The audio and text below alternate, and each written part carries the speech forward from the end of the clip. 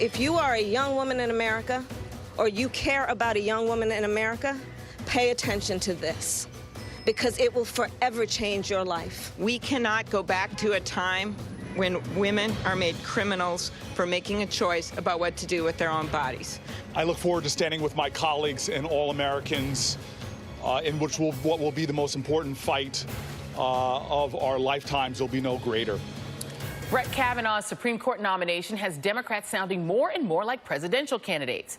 Lucky for them, 3 of the Dems' most likely 2020 contenders happen to sit on the Senate Judiciary Committee, the committee that will question Kavanaugh, giving them a major national platform at a key political moment. Back with me, Jason Johnson. And joining the panel, John Fugelsang, host of Tell Me Everything on Sirius XM, Jess McIntosh, former campaign advisor to Hillary Clinton, and Maya Rockeymoore, president and CEO of Global Policy Solutions. Thank you very much for all being here. I don't think I see John Fugelsang. So let me just come to you first on this, Jess. This is an opportunity. Yes. This committee happens to be stocked with potential presidential candidates on both, both Republican and Democrats.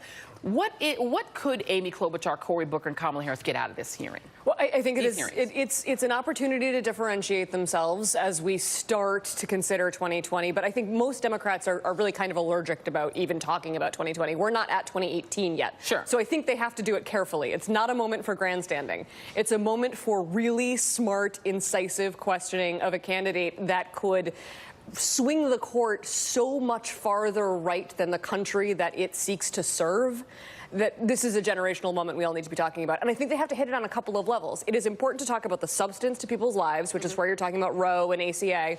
It is also important to talk about the process. The fact that we have a president who is currently under investigation for colluding with a foreign adversary to take the White House means that maybe this nomination isn't quite as legitimate as we would hope, considering it's a lifetime appointment. I think Democrats can handle both messages. I think voters can handle both messages. I know the media really likes to hear a single thing over and over and over again, but I think this is too important to ignore one or the other. Well, Janae Nelson, who was on with us yesterday from NAACP Legal Defense Fund, started with that. She started with the question of whether or not a president that's under investigation should be able to essentially see his own jury. It's incredibly salient, especially when the stakes are this high. I mean, the two messages are actually quite linked. Absolutely. If it wasn't going to dramatically change the lives of 51% of America, maybe it wouldn't matter so much that this could be a little bit, but it does, and so we need to be talking about the fact that Donald Trump has no business putting anybody on this court. So, Maya, let me do a little bit of counterpoint to one thing that Jess said, which is that Democrats are reticent to talk about 2020 right now. They need to stay in the moment of 2018. To me, it seems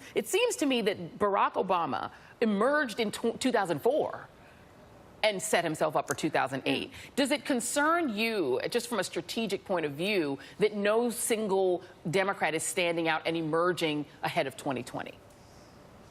No, it doesn't concern me, because I think that we've got plenty of time, but also this is an opportunity for people to position themselves. And so, your original question about what the judiciary hearings actually hold is this is a mass media platform that's going to allow them to actually, build a base. I mean, when in a crowded primary, it's going to be important for them to distinguish themselves. And so these judiciary members actually have an opportunity to, not only solidify a base that they might have, but also expand the people who might vote for them in a Democratic primary. So, it's important to understand that, the democratic process has to play out. It's likely we're going to have a crowded primary, but it's important that these people have visibility, and this is going to be a prime opportunity for them to actually connect with the American people. Well, let me play a couple of highlights, a little bit of the highlight reel from some of these candidates. And Jason, I'm going to first play for you Kamala Harris, which was probably her kind of big highlight for a lot of people, was her grilling of Jeff Sessions during his confirmation hearing. Take a listen. Sir, I'm sure you prepared for this hearing today, and most of the questions that have been presented to you were predictable.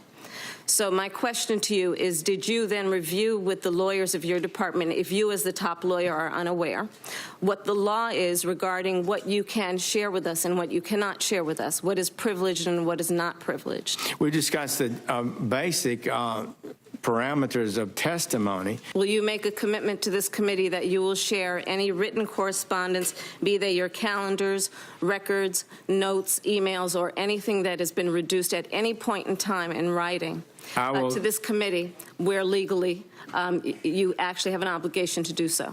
So, Jason, he apparently emerged kind of shaken from that questioning. Is that the Kamala Harris that Democrats are going to want to see?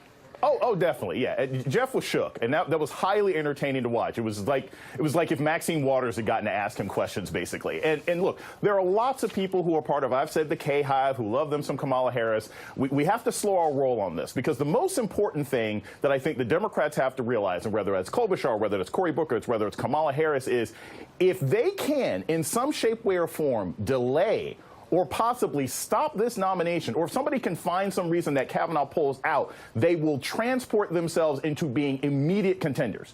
Because, look, Trump's eventually going to get his Supreme Court nominee, right, whoever it happens to be. But if these guys can somehow take credit for slowing or stopping this process, they will all come out as Democratic heroes. And that's what Kamala Harris and that's what Cory Booker really want. They want to find a way to delay or stop this process, because just making great speeches, no one's going to remember that in 2 years when they're running for president. Absolutely. Look, you mentioned Cory Booker, so let me play Cory Booker and get Jess's take on him. He was on Politics Nation with Reverend Al this morning, sounding a bit like another very rather famous politician we might know. Folk got to understand that this is all come about usually because of the activism of Americans. Change happens in this country. Change doesn't come from Washington. It comes to Washington. Does doing sort of his best Obama help Cory Booker?